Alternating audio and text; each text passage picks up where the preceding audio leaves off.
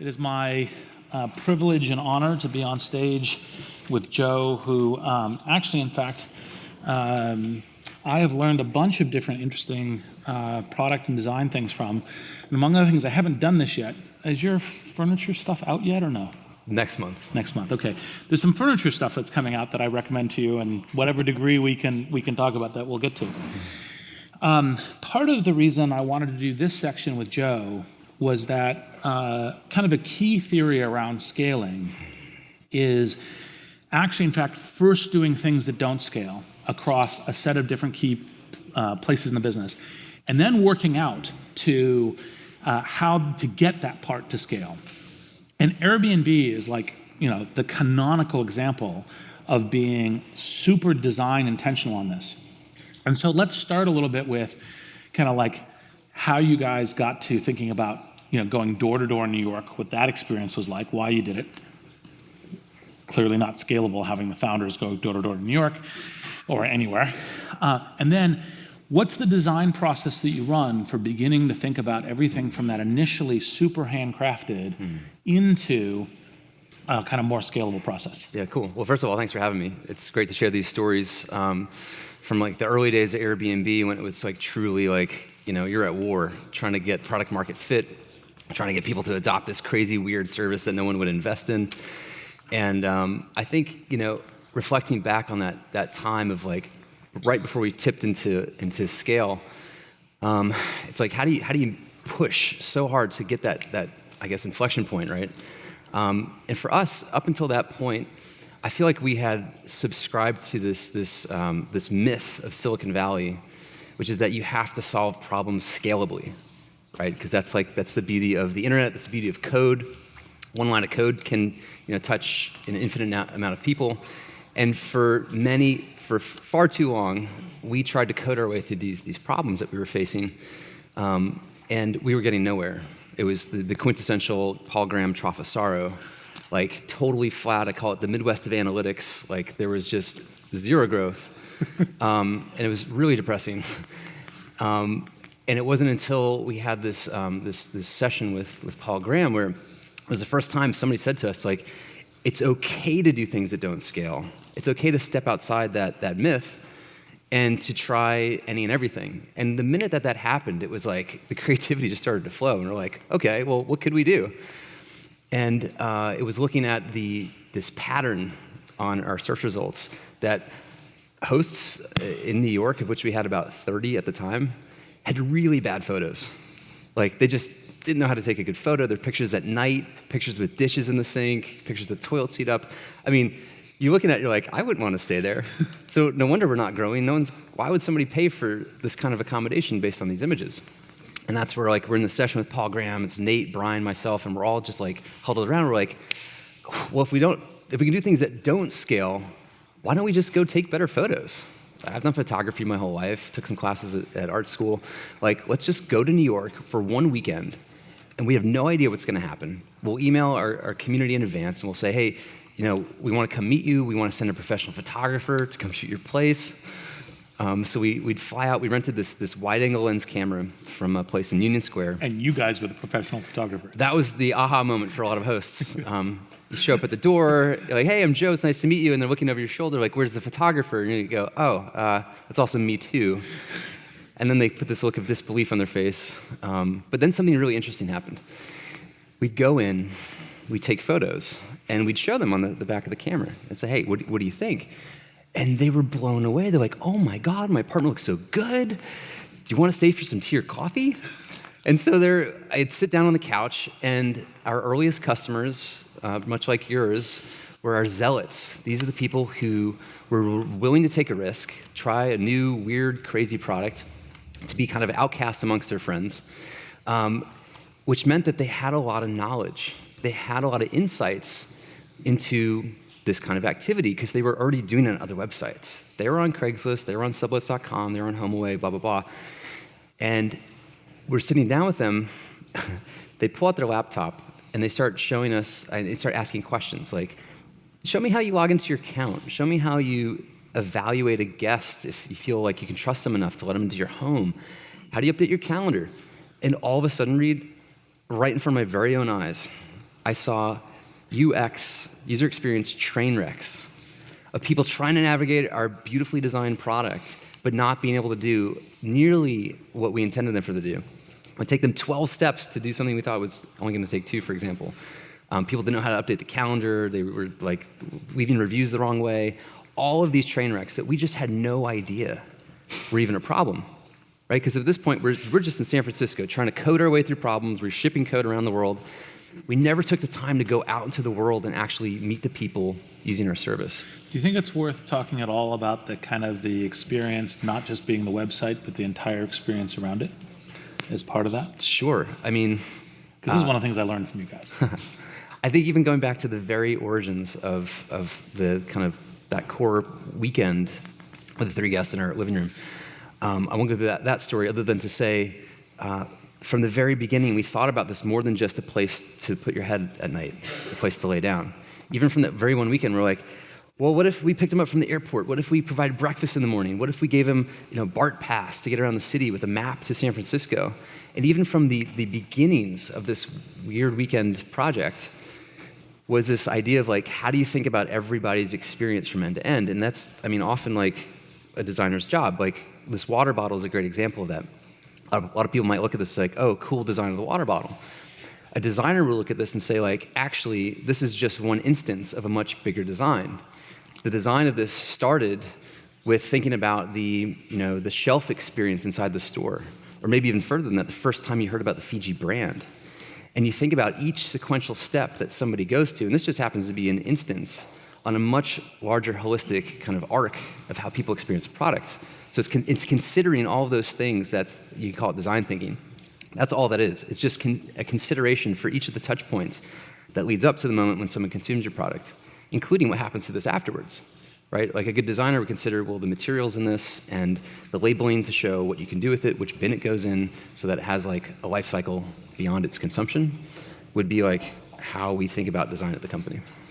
And then how do you move from those initial steps? Because obviously the reason why Silicon Valley has this kind of classic only do things at scale is because you're worried about getting trapped in like, oh, the founders have to go take all the pictures, or we have to hire all the photographers in order to do this, and you get worried about, well, that'll never scale and so that'll never work, and so you shouldn't even start it. And they get the kind of learnings about really talking to your customers, really getting a sense of it, helping build that initial kind of like not just like but love experience. Yes.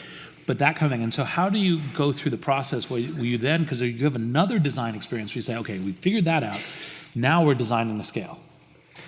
Yeah, well, there's something that magical that happened during that first weekend when we're taking these photos. We're seeing our customers use our product in their natural habitat, right? We're in their living rooms. They call this ethnographic research, right? You go out into the world and you study something in its natural environment. And it was through those interactions that we saw the distance, the gap between our product and our market. There was this invisible gap that we couldn't see, and by going and talking to our earliest, most passionate customers, they helped shed a light on the distance between those two gears of a product and market coming together. And so a couple things happened. We'd take the pictures, we'd come home and upload them. We'd also take their feedback and actually implement changes very, very quickly, right? So Nate would, thank God he's a genius, he would take these ideas that would come back from guests and hosts, and he'd start implementing them like the same night. So imagine you're like this customer of this website, and you get this email that says, hey, it was great to meet you. Here's the photos of your place. We uploaded them for you. And by the way, the idea you have for the calendar, we've implemented it. Tell us what you think. And these 30 hosts that we met over the course of a couple weekends of doing this started to use the word Airbnb and love in the same sentence. And something magical started to happen. A couple things. The first is that revenue doubled from all of $200 a week to $400, which was huge. But we started to see more listings popping up in New York. And this is the time we had no press, we had no online marketing. There was no possible way that somebody heard about it from us. This was like the most pure word of mouth we probably have ever had. Because I feel like when people fall in love with something, you tend to tell others in your life about it. Your neighbors, your colleagues, your coworkers, your family, your friends. And so we started to see that 30 listings become 42, become 57, become 65. And what was really cool was that these new hosts coming on board would see the quality of listings and be like, wow, I guess I need really good photos. So they would upload really good photos. So we had quantity and quality going up at the same time. And when that happened, people started booking. They're like, oh, I see what I'm paying for. And they have the locations that I'm looking to stay in. Yep. This idea of like traveling around the world to take photos of apartments obviously is like, that can't last forever. And so it was always our intention to really understand what that operation was from the inside out, so that from any dimension we would understand the needs of like the timing, like how long does it take to shoot an apartment? How long does it take to get between two apartments in the city? What kind of system do you need to upload photos quickly? Like all these different things that you have to figure out. We did ourselves. So eventually over time, like we threw product and engineering at it. And today we have, God, like tens of thousands of photographers all over the world, contract photographers that shoot in every major city around the world. And it's a free service that any host can one click, and a photographer shows up in about 2 days to take free photos of your place. And that all started with just us like bumping into walls and stumbling through it and trying to figure it out. Yes. The professional photographer service shows up as, here, we're the 3 co-founders, we're going to talk to you. And actually, and that was another lens of the kind of the photography service was another lens of saying, look, yes, we're investing in this heavy cost, human touch way of doing it, but it leads to a compounding effect within the marketplace and the network. And that's another angle of the unscalable things that then later lead to scale as a way of doing it. On your TED Talk, you talked about designing for trust, right? And I actually think that's one of the things that I think all the companies is super important for, because part of encountering a new company, a new experience, going and staying at someone's home, et cetera, but all of us have this experience. What are some of the takeaways that you think that that kind of founders, CEOs, and so forth, when they're saying, look, I am trying to provide this new experience, what are some of the principles, either as stories with Airbnb or general principles of designing for trust? Wow, yeah. I mean, I think people probably know the early stories. We tried to raise money, it didn't work out. And we were just like scratching our heads, like, why is this not working? Why will people not see what we can see? That this is like, there's a much more authentic way to travel. And I think what we ran up against, looking back, I know what we ran up against was the age-old stranger danger bias that we've all been taught since we were kids. We just didn't realize it at the time. And like, we had to figure out some way to navigate this bias in the world that, well, of course, like, what investor would invest in a company whose business is about having strangers sleep in each other's homes? Like, that's crazy, right? Back in the day. And so we really had to get smart and clever and try a ton of different things to figure out, how do you create a condition where people feel comfortable saying yes, right? Like, what information do you need to provide? I mean, we had to create, you could say, Olympic-sized trust between people. And it was, for us, you know, I think when you face a challenge or you face a problem, you fall back on what you know. And we fell back on design because that's what we know. And again, when you think about design, it's about the whole experience, not just the look and feel of something. And so for us, it really begged that question: can you design for trust? Can you actually create a condition where people feel comfortable saying yes to something like this? And we weren't actually sure if you could.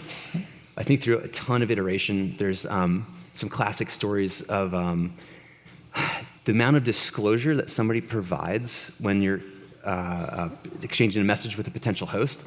There's a lot of leading indicators to tell how much that host might accept your reservation request into your home. For example, if you send a message that just says, yo, the acceptance rates dropped. If you had a message on the other side that was way too long, like, I'm having issues with my mother and like all these things, like acceptance rates also dropped. So there's this sweet spot in the middle that's like, hey, I'm coming for vacation with my family, love the art on your walls, etc., where there's like the right amount of disclosure so that people feel comfortable saying yes. And that's something that, like, once you understand that, you can look at the data and look at the design, you can actually create, you know, guidelines to help encourage people to enter that kind of middle part of the bell curve. I think smart companies, and Airbnb is at the very top of this, realize that customer service is not just there's costs and everything else, but it's your branding moment. And obviously we all tracking what's going on in United. I think enough said for what a disaster there. So one of the key things that I think also is an interesting part of scaling that this touches on is, how do you essentially preserve a culture as you're scaling?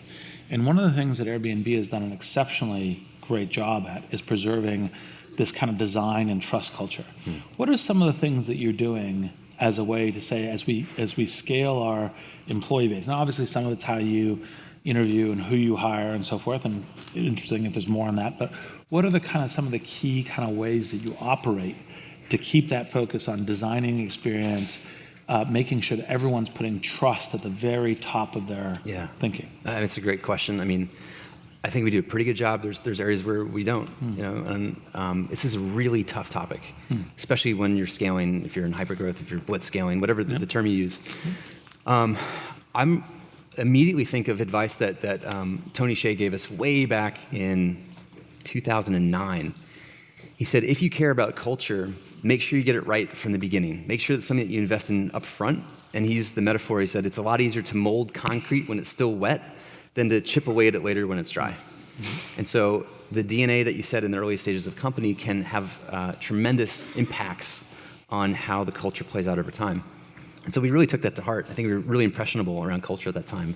Yep. We really wanted to get it right. And we just started to put an enormous amount of emphasis into the people that we hired.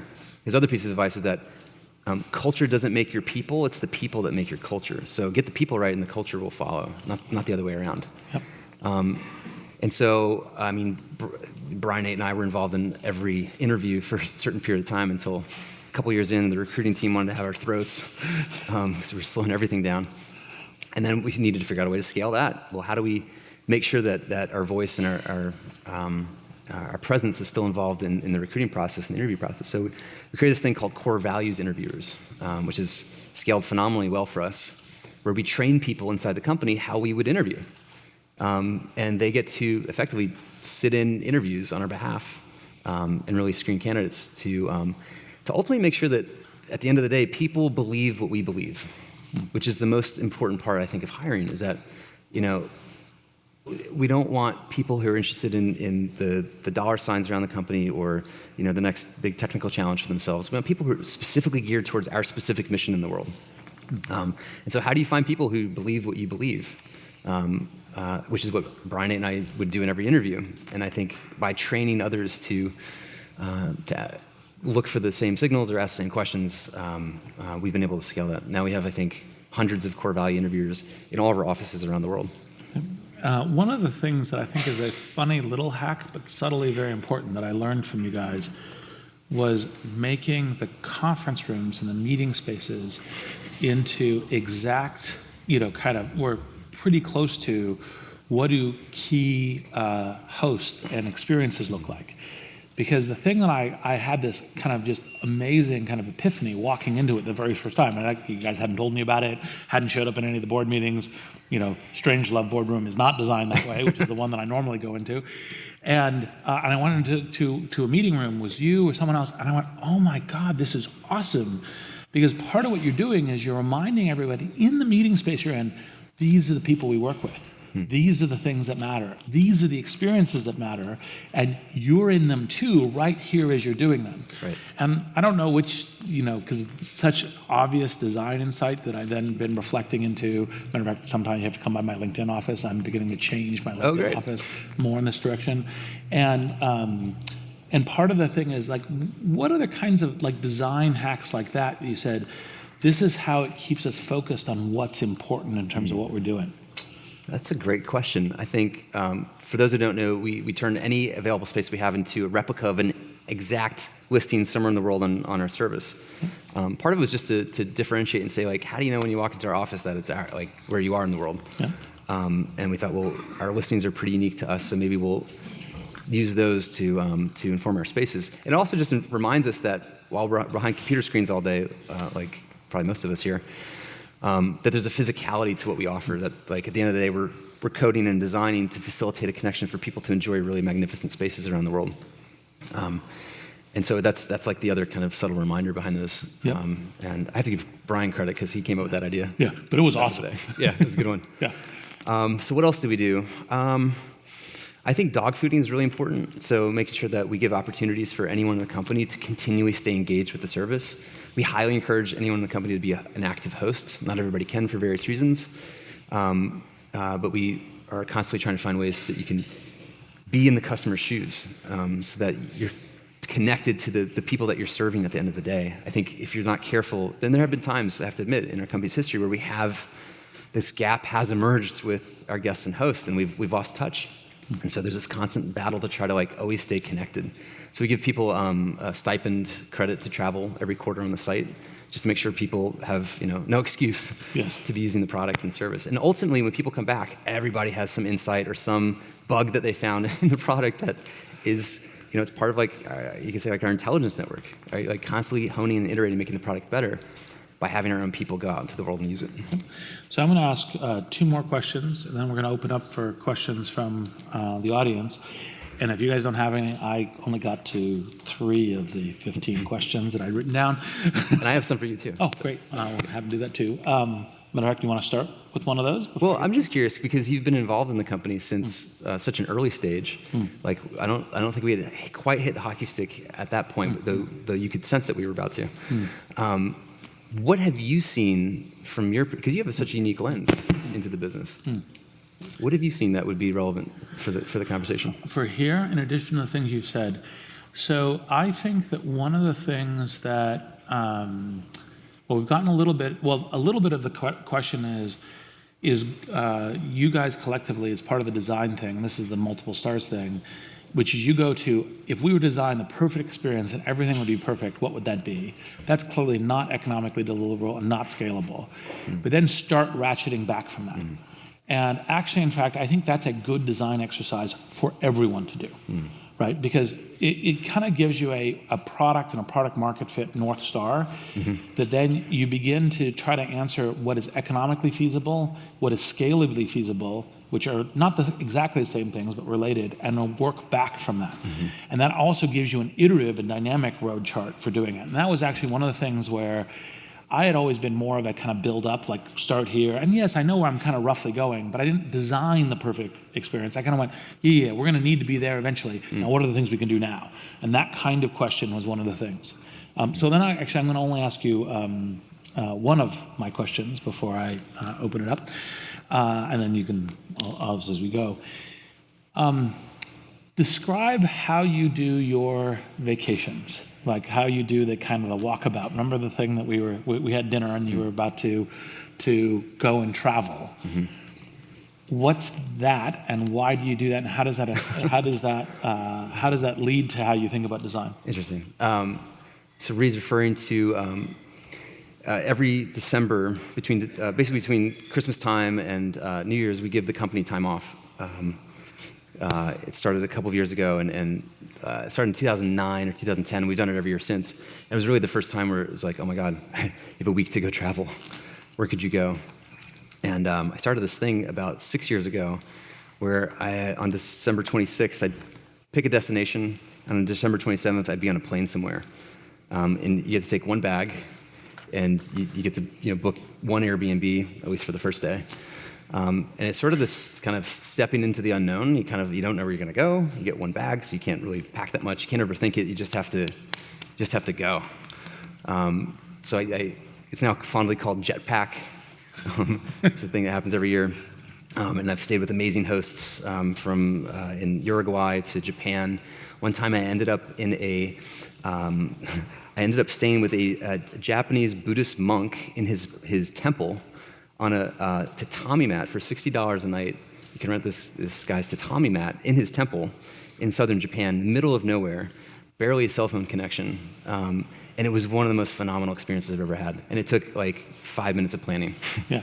The two things I think are great is it's a real deep way of walking your customer's shoes, but it also, I actually think what I learned was always to ask you afterwards, what was the last one you did? Because I learned a bunch about the human condition as a portion of it. So now, let's open up for questions because we have a few minutes in case there are any questions. There's one here and one here. So great. Hey, thank you. So earlier Brett was talking about how he scaled engineering for Quip, in particular around engineering managers, tech leads, and sort of how the structure of the team changed over time. I'm curious for Airbnb, how has the product process changed over time? Good question. I think in the early days, if I remember back, we were really adverse to hiring too senior too soon. That was something we would often say to each other. And man, if I could go back, I would have changed that. I think that bringing in senior leadership, bringing in senior management, when you know that you're going to scale, like it's actually, I wish we had gotten ahead of that. Like knowing that we were going to scale, I wish we had just said, okay, let's like hire like a role or two that seems out of reach today, but because of how quickly things are moving in 6 months, like that's going to be the perfect like role for what we need in the organization. So that would be one piece of advice I give myself if I could go back is like, it's okay to hire senior even in the early stages of the business. Dylan, that was one of the questions I was going to ask too. So given the right kind of supply, it seems like, at least from my perspective, Airbnb would be a supply-limited marketplace. So curious how you think about the different types of supply from folks that have, for example, a spare apartment they want to rent out versus people that are renting out their own home. Kind of how you think about the user experience for the different groups and how you think about scaling each one up. Yeah, since the beginning, we've been supply constrained. Because if you think about the demand side, people have been booking travel online since the internet was around, right? Like since Expedia and the early days of Orbitz, et cetera. So that was like a known behavior, but people were not listing their homes on the internet to rent out to people they haven't met before. So that was like a whole can of worms to try to unpack. So we've always traditionally been supply constrained. And there have been, all sorts of twists and turns over the years of how we think about getting supply, what our best supply is. I have to admit, in the very early days of Airbnb, back in, 2009, we thought that these property managers were like the best thing on earth, because in one phone call, you could have 50 properties all at once. And for any marketplace, like trying to grow, like you need to get that momentum going, right? And so like, so we built all these tools, because if you have 50 properties, it's a very different need than if you're renting an extra bedroom around, down the hallway. And so we had to build all these special tools, and like, what we discovered pretty quickly is that customer service started to ring off the charts, because these property management companies and big property groups were in it for a very different reason, right? These were businesses. These are people that needed to maximize every penny for their dollar. They need to like squeeze out every bit of efficiency of that unit that they've rented or purchased. And they cared less about the actual experience of the guest. And we heard it loud and clear from things like bait and switch and like all kinds of crazy stuff that these guys were doing. And we realized pretty quickly over the course of a couple of months that yeah, it's great for supply, but it's not great for the customer experience. And if guests are staying with us and they're like having a horrible stay, like that's not good for the long term of our business. So after a couple of months of experiencing this, we dropped that.